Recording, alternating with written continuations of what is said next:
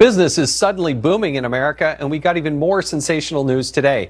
313,000 jobs were added to the economy in February, far exceeding expectations from economists. And unemployment remained at an 18-year low of 4.1%.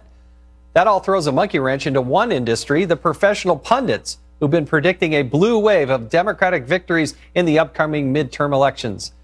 Two new polls defy those hopes. One by Axios and SurveyMonkey shows 5 Senate Democrats would lose to Republican candidates if elections were held today. And a new Marist poll has the president's approval rating at 42%, the highest he's had since he took office. Let's get a reaction from Adriana Cohen, a Boston Herald columnist who's in Massachusetts with us this evening, and radio talk show host Leslie Marshall, who's in California. California seems to see things a little bit differently. So, Leslie, let me take a shot here, because there's a lot of good news out there from more people, money in their pockets from tax returns. We got good things happen on foreign policy. You got good unemployment numbers. Tell me why you think there's suddenly going to be this big blue wave. Well, because here in California, it will be blue. It'll be a blue wave in this state. And that's a number of seats, especially in the House.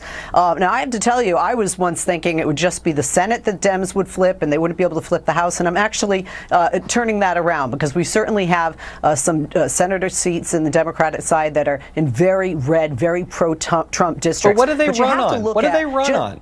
Like, what's their well, here's message? The thing.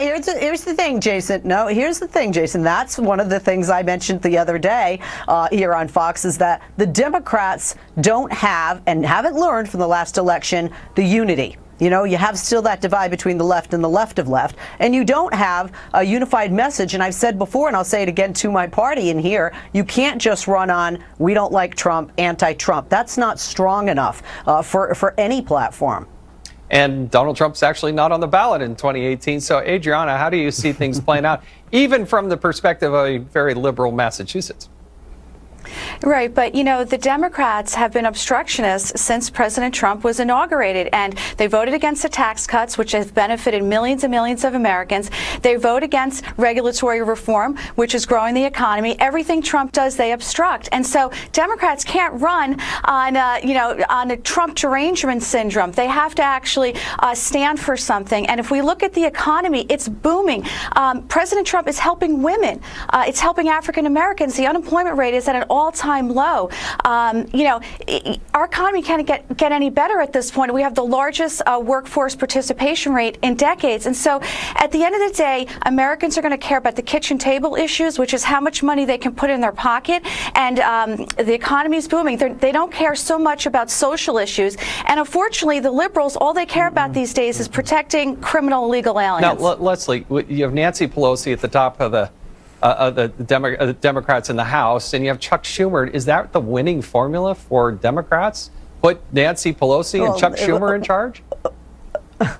Well, Pelosi and Schumer aren't in jeopardy of losing their seats. We have to look at who is going to be, coming up, like in San Diego, Darrell Issa's seat, or if we look further north for Devin Nunes and other people like that. Those are areas that could be flipped. Listen, let's just take Texas, okay? Right now, out of all the Republican states, out of all the red states, Donald Trump, the president, has the lowest approval rating in the state of Texas. In 1994, when we had the biggest surge in Democratic voters come out, one Democrat was able to flip a seat statewide in the big red Texas. And guess what? Over 1 million Democrats came out on Tuesday for the primary to vote. So maybe we could see, flip a little blue. They also had record turnout. Ted Cruz didn't exactly have a whole lot of challengers, and they had a record turnout on the Republican side of the aisle as well.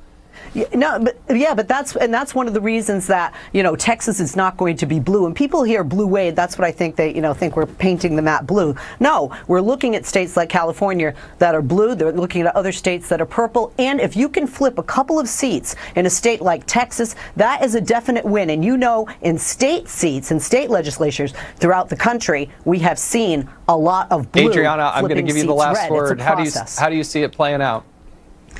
You know what? Rasmussen has a new poll out. 78% of all Americans say their quality of life is either good or excellent. And so why on earth would voters shift course, vote for a liberal in November who's going to raise their taxes, take their guns, take their freedom away? I mean, the economy is booming. President Trump has restored the American dream. And also, I want to say Democrats were the party that supposedly supported the working man. That's no longer the case. The Republicans are. I mean, all the unions are supporting this tariff reform. President Trump has created 3 million jobs since he got into office. 263,000 of those jobs were union jobs. They were manufacturing jobs. And so this is going to even grow even stronger with the infrastructure plan that's going to be put into place. And so I'm curious to know who the Democrat Party actually represents these days, because the women are getting jobs, African Americans are getting jobs, and blue-collar workers. Thank you both for being here this evening, Leslie and Adriana. We appreciate it. A quick update on the